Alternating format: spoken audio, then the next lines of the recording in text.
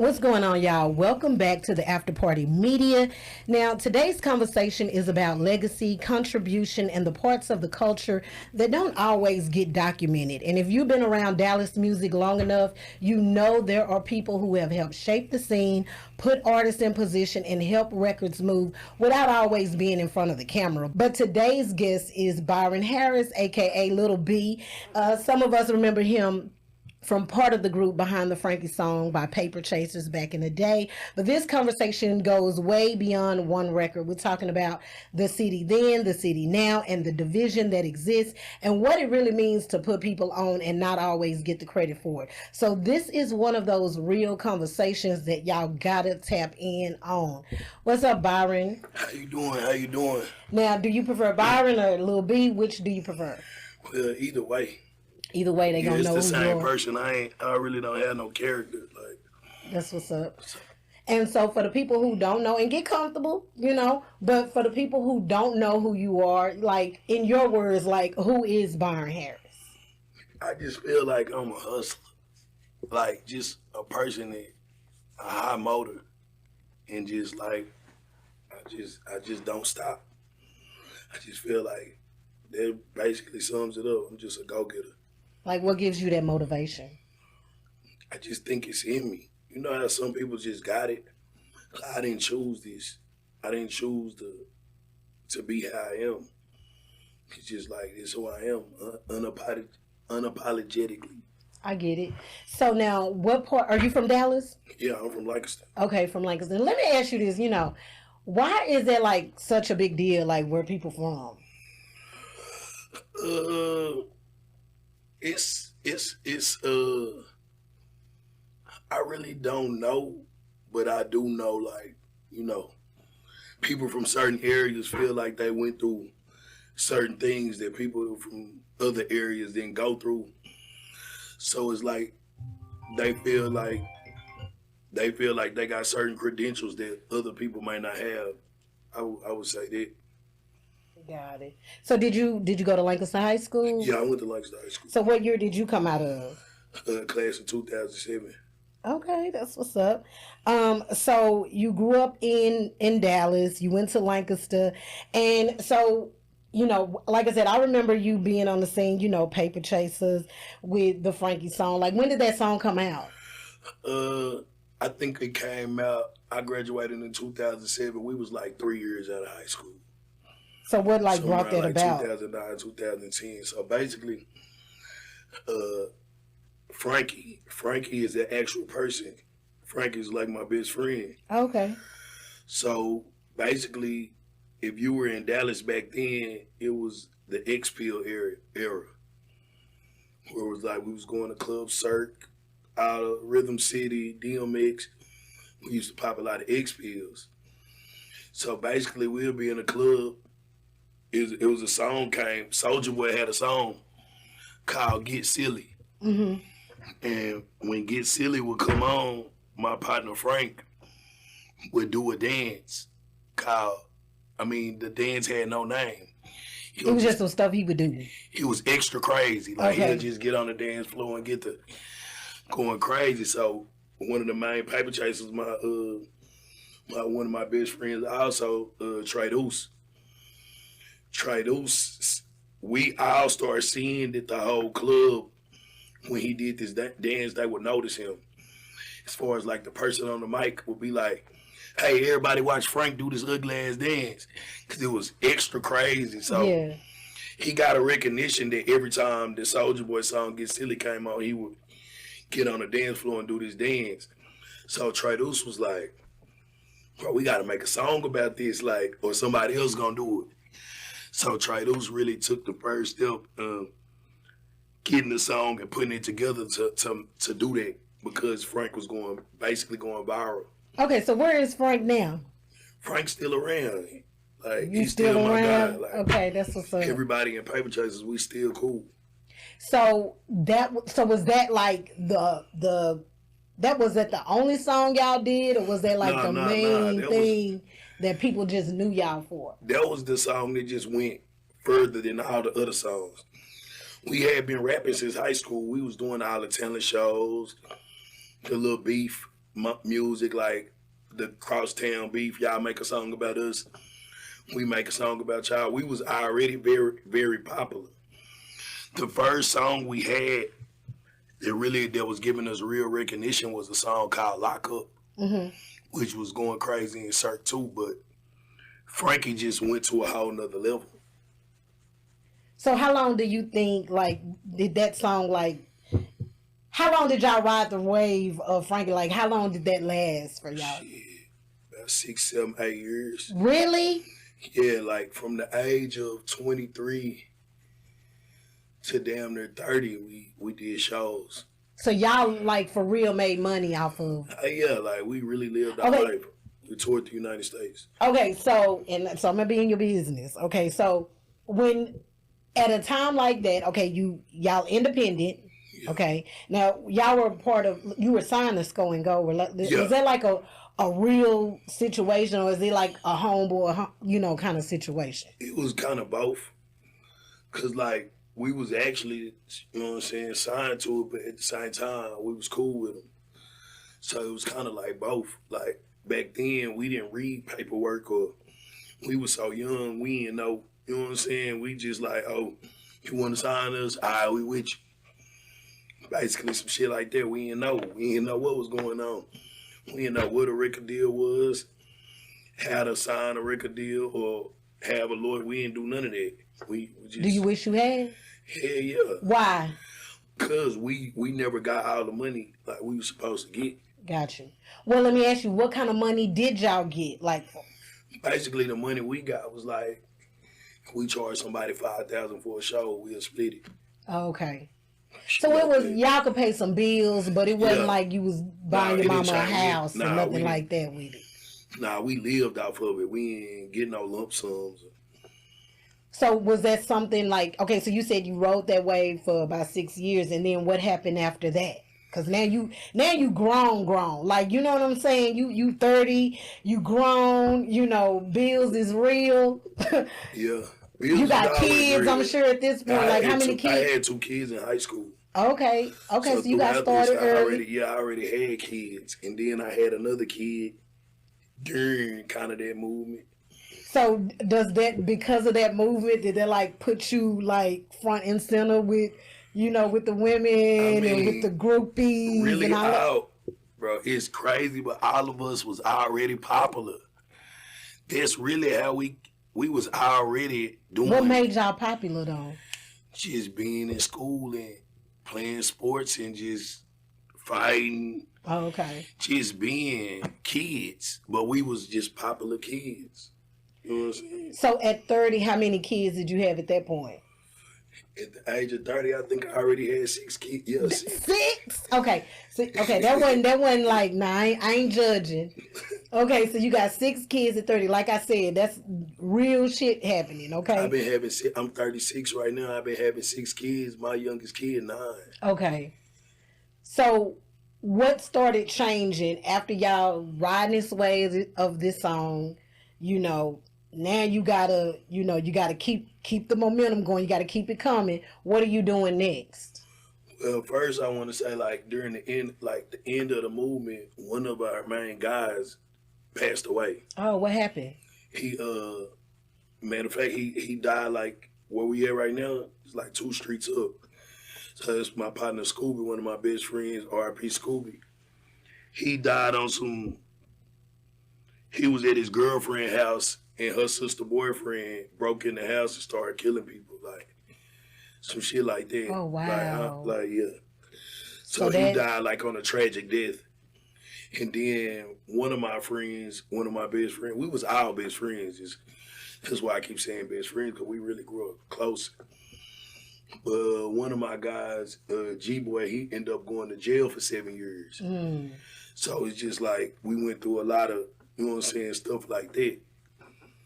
Okay, so you said all y'all were cool, best friends or whatnot. So the money never got, or it never got in the way of friendship. Yeah, the money did get in the way of How so? But it was because so basically at the end, while we was Paper Chaserz, the group had split in 2 ways. It was like 2 sides. Basically, One side was the side of the people that didn't want to be around DJ Deuce no more. Why not? Because, like, certain people just felt like we wasn't getting what we was supposed to get. So the group went this way. Like, I was part of the group that stayed around DJ Deuce. And then my other partners was on the other side, which they just went their own way. So why did you stay down? I stayed down because I just felt like I had built too much dirt to just leave it. All right, you and Deuce still cool now? Yeah. All Me right. and Deuce, we always stayed cool. So did he ever make it right with y'all, like the money wise, or just y'all just let it go? We just let it go. But me and Deuce, we always had other business going on too. Okay, As far as me, like I had a different relationship with him than everybody else. got you. So I had a street relationship with him too, as far as all that. So you went solo, Yeah. and like, how did that go for you? That's when I dropped the hit single, My Bitch Got a Whole Lot of Ass. Okay. So it's like as soon as I went solo, it was like I dropped the hit. So it was like I was lit. How long did that career go where you had like a solo career before you started doing other stuff? Or are you still doing music now? I'm not doing music now, but I had been doing music until like a couple of years ago. So like my solo career really went good, but it's like I never got over the top of just making millions, but I made money. But I just never got over that hump of from being like the hottest local artist to going worldwide. See, Do you think the industry was ever like good to you? Like, I just feel like I was before my time. So back when I was rapping, there was no platforms in Dallas. So there was nobody we could go to and go to the next level. So that's kind of how like I became who I am as far as helping the artists get on the platform. Because when I was doing music, there really wasn't no platforms. You was just the hottest until you weren't the hottest no more. now, what did you learn about the music business just from that experience? I just learned that it was really grimy.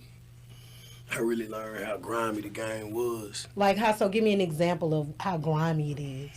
Like if you don't do your business right, somebody gonna be collecting the money and it ain't gonna be you. Now, is that by design or circumstance? What you mean by that?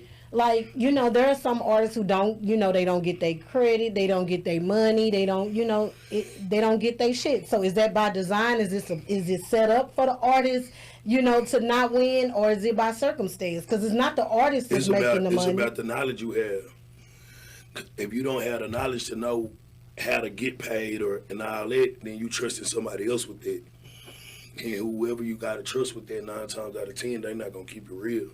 Even though you had, you know, your own solo career and you was doing your own thing, like how does that feel to be tied to, and I'm not saying just be, but to be tied to a song that is almost 2 decades old? I mean, I really don't ever think about it. You know what I'm saying? Because every day in my life, I be creating new memories. So I ain't never been the type to be like stuck in the past. So I don't never really reflect on a lot of shit because I be doing big shit every day. Recently, I saw an interview and Rainwater had mentioned that you helped out a lot of artists here in Dallas or in the city, and you don't get the accolades for it. Now, when you heard that, like, what went through your mind? I mean, it's the truth. Because, you know, in the game we in, like, once you get passed up, don't nobody come back and help. Nobody. Like, once Was it anybody in the city? I don't mean to cut you off. Was it anybody in the city that you thought when you helped them and you thought, okay, I know they're gonna come back, they're gonna help me out, and they didn't? Nah, not really, cause I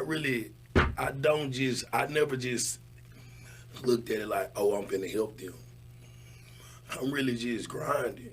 You know what I'm saying? And I ended up putting people on platforms, but I never sat back and planned like, oh, I'm gonna help them out.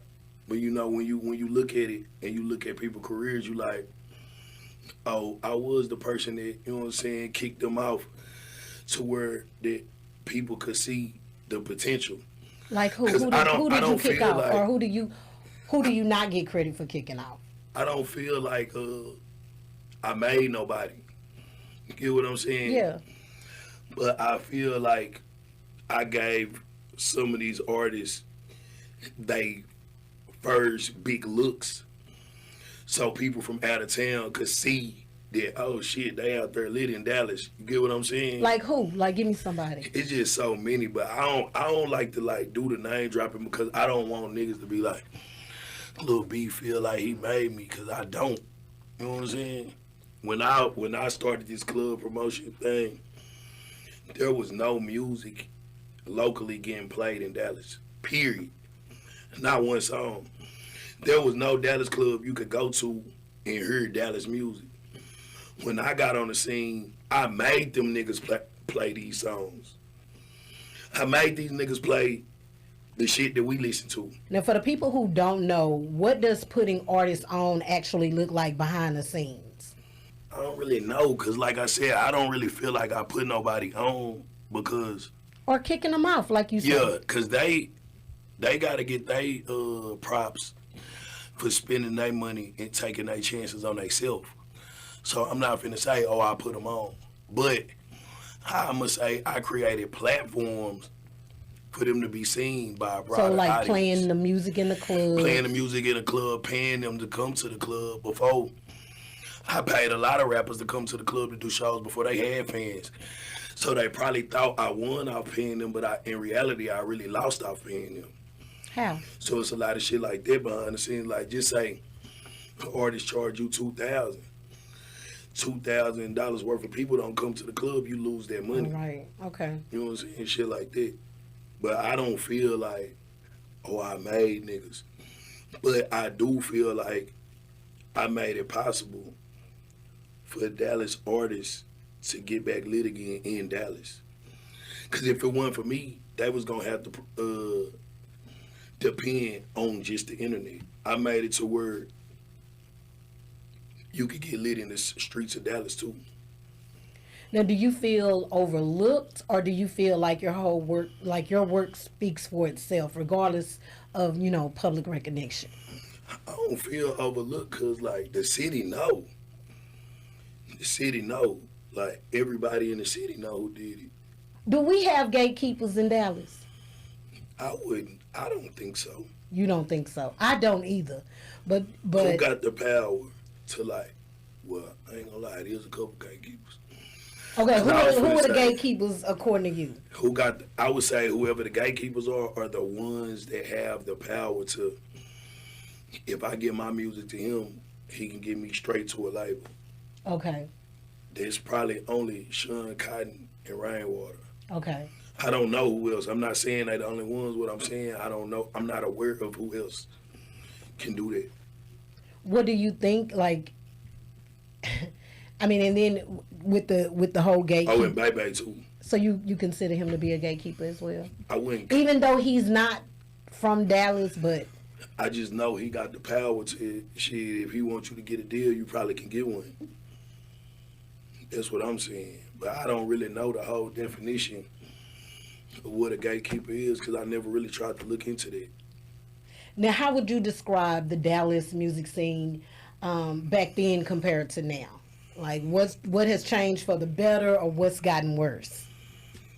What niggas don't understand is it's really the same shit.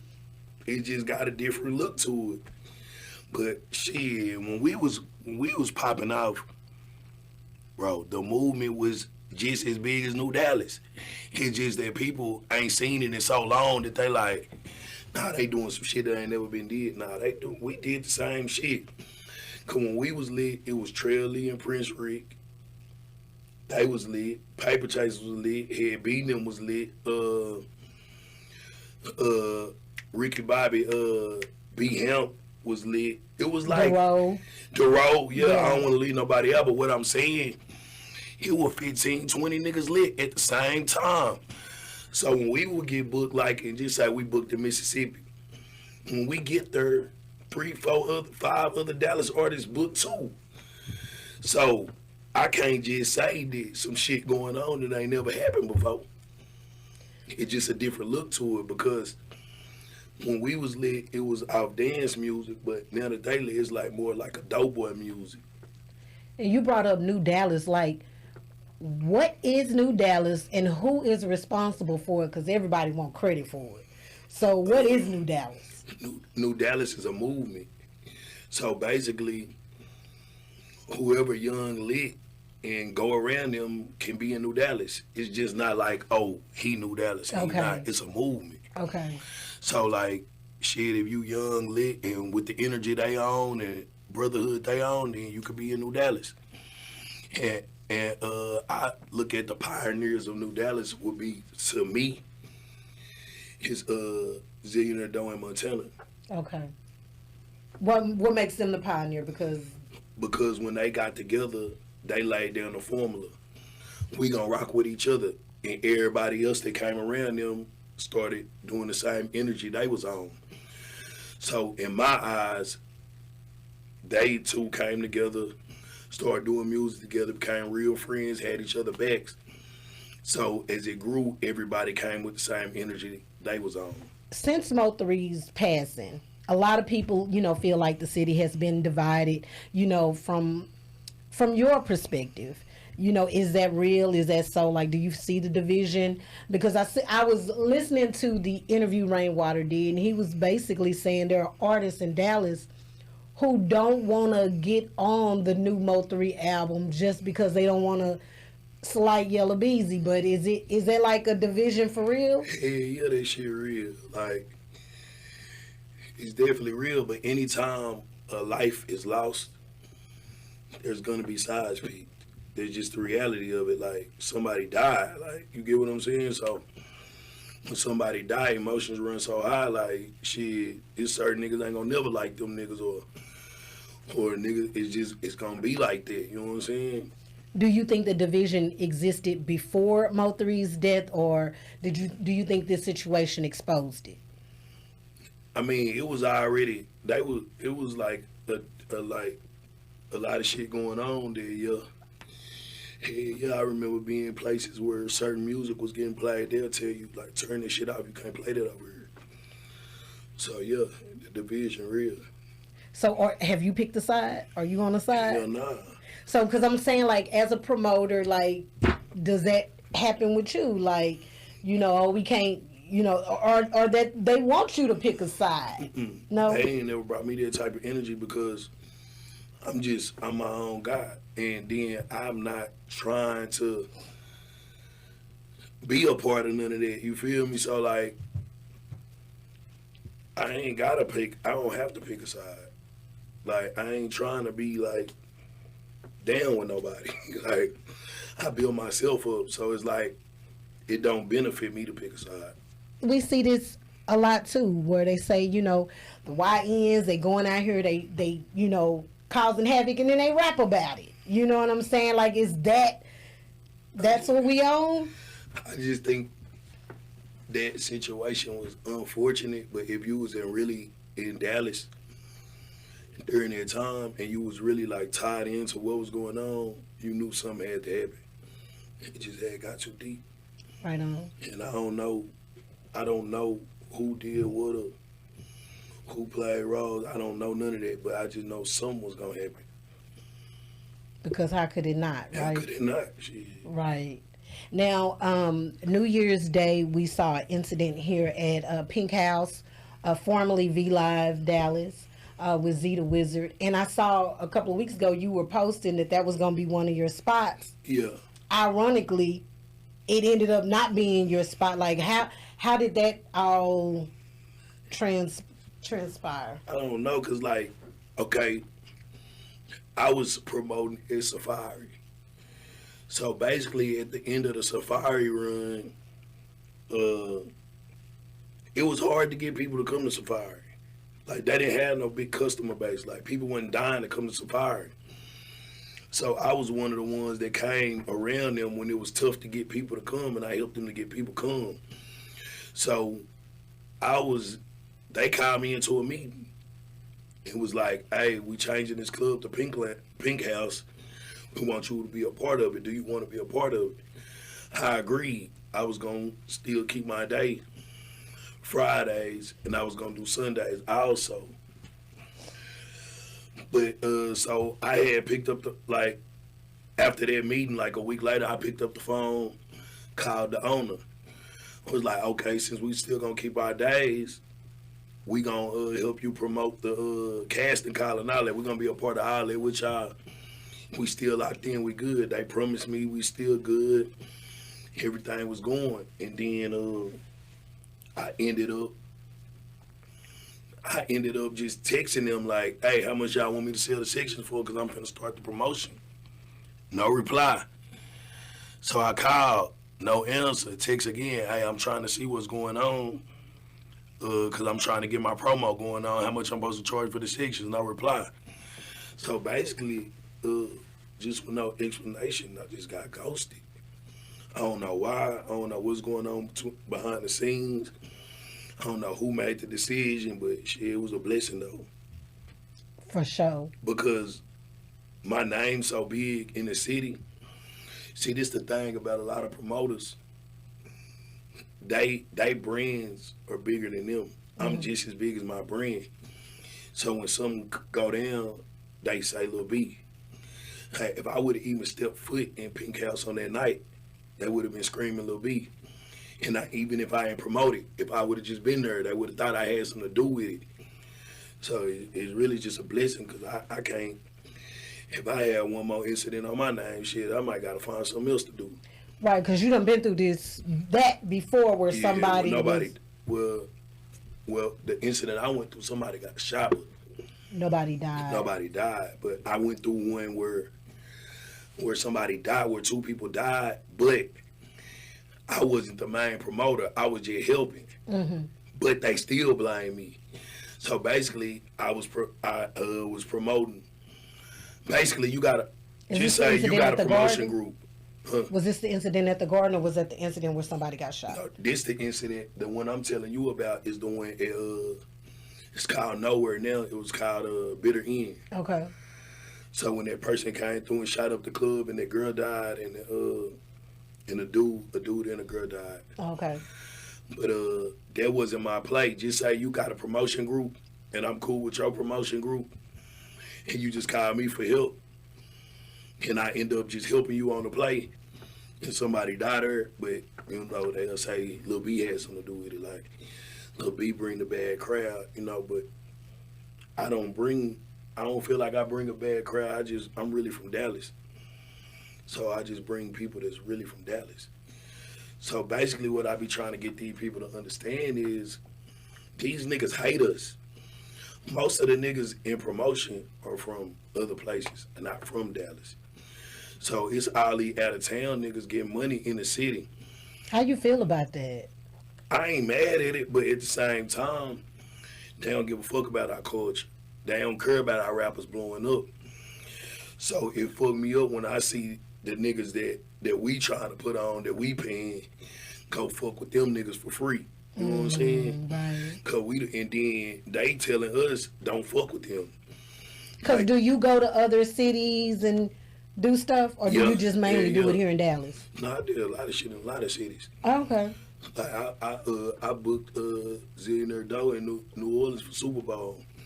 Then we backed out and took ZeeTheWizard to Houston. Like, okay, we be trying to spread out too.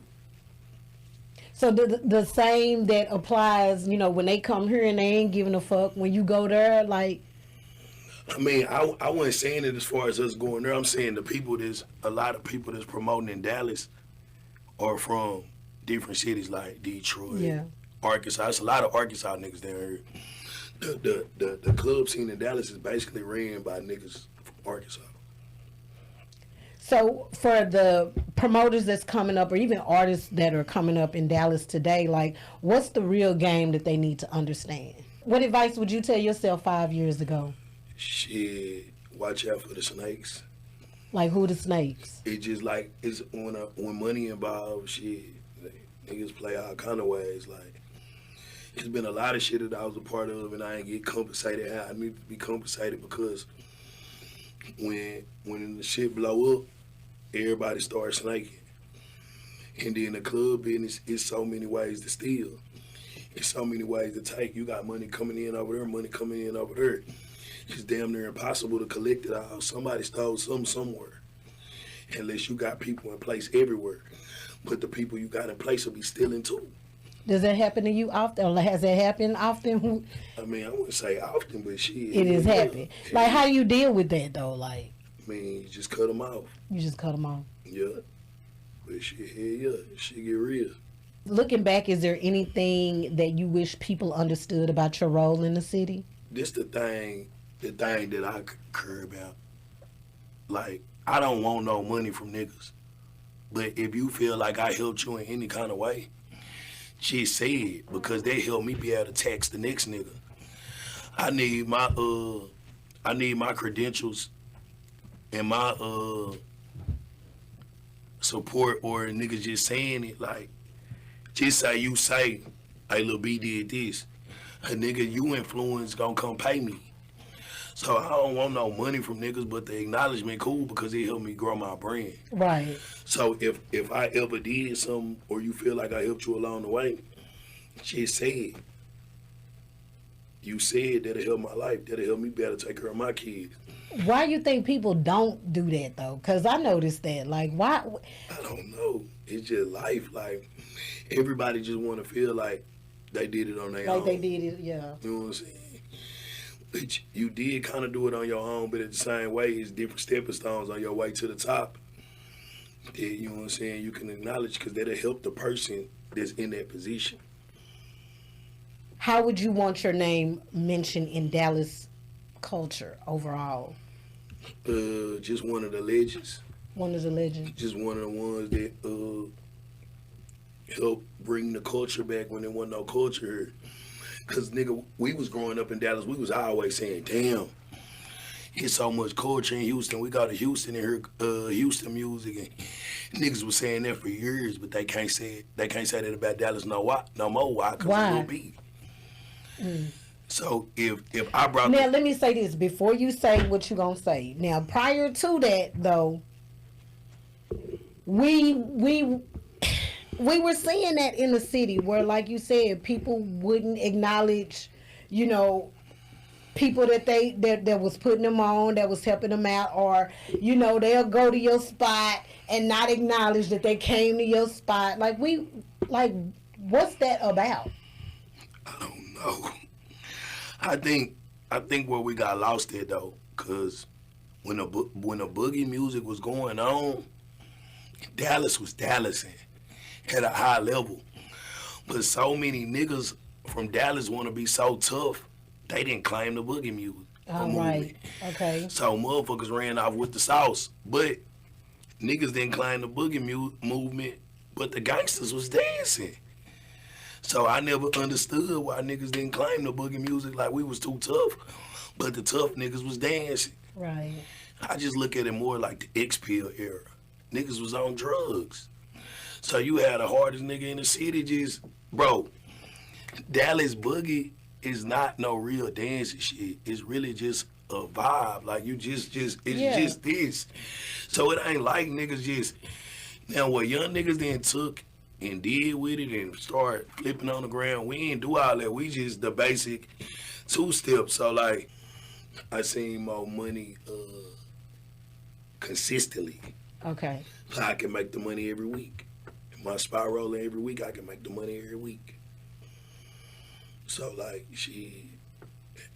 when you start promoting, you start realizing maybe I don't gotta be a rapper. I can book a rapper and make the same money rappers make. Why the hell my face gotta be on the line and everybody wanna kill me? I just booked the niggas. You know what I'm saying? Right. So the promotion shit really a real blessing. Like, it really changed my life. Is there anything we didn't talk about that you wanna, like, let the people know? I don't know. I just hope everything going on bring the city together and motivate people to keep going. What do you think we need to bring the city together?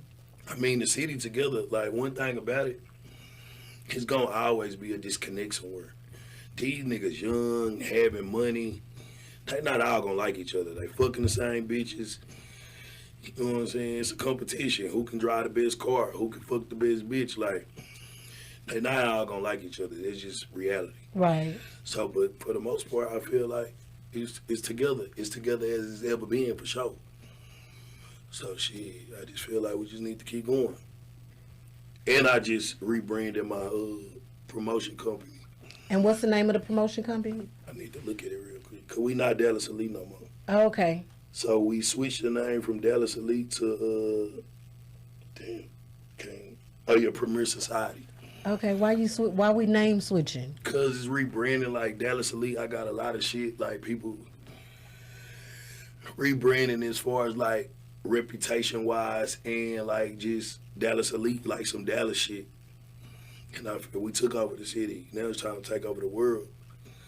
So the name we going with now more on like a worldwide basis. Gotcha. And Dallas Elite got a lot of black eyes on it.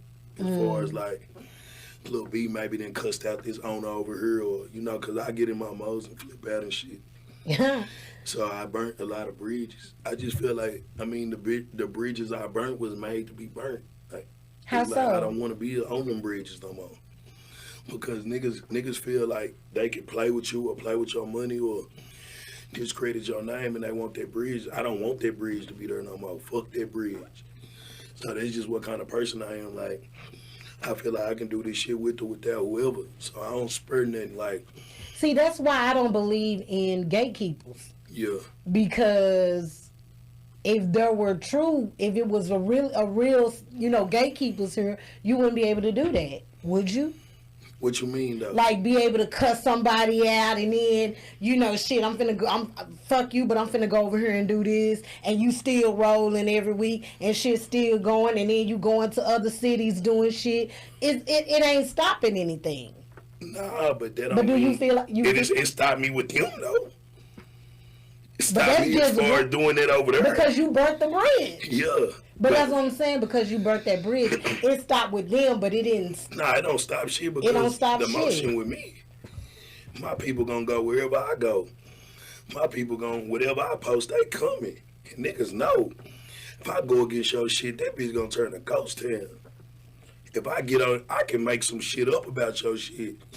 Nigga, I can get on your shit and say, don't go to that club, they raping little girls in the bathroom. What? The whole city gonna quit going to your shit. Have you ever done some shit like that? Yeah, nah, I'm gonna tell the truth. If I say some shit, I'm gonna keep it real. I ain't gonna expose nobody on no fake shit. So but have you ever went against some shit? Yeah. And they felt it. And they fixed the relationship. Really? Yeah. So do you got a little fear? Like, do people fear that because you're saying you have this kind of voice that? Yeah, my voice really a voice. Like, if I go against your shit, you gonna feel it. Like, for sure, 1,000%. Like, you gonna feel it. And niggas, they might not. They don't know how powerful it is until they get on the other side of this shit. Yeah. Okay, you done had to. Just think about all the clubs I done left. What they doing? Shit. I'm over here because what's like your age group? Like, what's the age of the people that come to the spots? I'm 36, so I say my age range between 28 and 40. It's a wide gap, but then so my son, he growing up and I'm putting him in the game. Okay.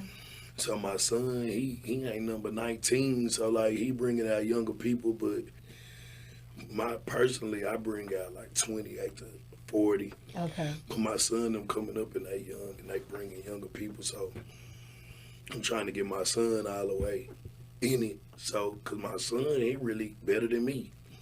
He don't even know it. What you think about the YNs?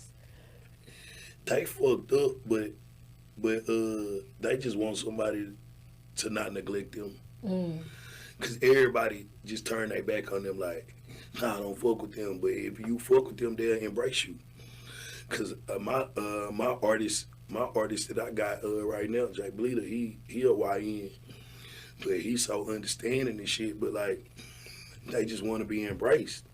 Now, when y'all were doing Frankie, were y'all consider YNs? Yeah. Y'all. But we wasn't on the shit they was on. Like, What made this era of YNs different than the YN era you grew up on? they access to guns. We used to be 40 deep, 2 guns. They 40 deep, 80 guns. We used to be 40 deep, everybody fight, one nigga hold the pistol. Niggas start getting their ass whooped, start shooting. They don't fight no more, they just shoot. It's like they never learned how to fight. When we grew up in Dallas, it was all about who could fight the best. That was the era. Like, niggas got into it just cause niggas wasn't even into it. Niggas just like, let me see if you know how to fight. Like, but now it's like straight murder. So it's like, they not even having fights no more. That doesn't make you nervous, like, as a promoter and, you know, putting your son on and... I just feel like you can't escape the angel of death. When it's your time to go, you gonna go. Like, nigga, if it's time for me to die right now, a helicopter might come through this motherfucker. So you mean to tell me Kobe Bryant, the greatest basketball player ever, died in a helicopter crash? That ain't just no random shit. Or just like, you go to these places and it's 1,000 niggas out there, but that nigga get shot. That's not on accident to me. I just feel like this shit already written. So I don't live in fear. I just feel like whatever gonna happen, but niggas don't do shit at my events. Like, niggas got so much love and respect for me. Niggas could be beefing in my shit, they'll chill till later. But how could something like what happened, and I know we, you know, kind of going back a little bit, but how could something like that happen at Pink House where someone is, I mean, because don't you have, like, I know this wasn't your spot, but, like, it's security, it happened outside. Oh, it happened outside. Yeah. Okay. That's the misconstrued part about what's going on Facebook. They don't have the facts. It happened outside. I'm not saying, I don't know who had a gun on the inside. I wasn't there. But the actual things happened outside. So that's probably why that club is still open. Because everybody like, why that club ain't closed? They still promoting because it happened outside. If it would have happened inside, that club would be closed. For sure. If it would have happened on the inside of that club would be closed. So the fact that it happened outside, you know what I'm saying, probably saved that club. Right on. But I don't know if they're going to watch the cameras and see if the niggas have their guns inside and come out. I don't know how that worked, the investigation would. Let us know, how can we stay connected to you? On Facebook, I'm Byron Harris. Probably one of the most viral pages on there. I'm always kicking dumbass shit, having everybody just tripping on my page. On Instagram, I'm Lil B the Mogul. I just changed my name. Well, I definitely appreciate you for coming through and having this conversation with me. A lot of times the culture only remembers the moments and not the people who helped build them. And so conversations like this matter because they add context to, you know, where history leaves those gaps. So to everybody watching, this wasn't about choosing side or, you know, or nothing like that. It's about understanding the city, the culture, and the people who helped shape it. So make sure you tap into the After Party Media. You can drop your thoughts in the comments. And until next time, we will see you at the After Party. Peace.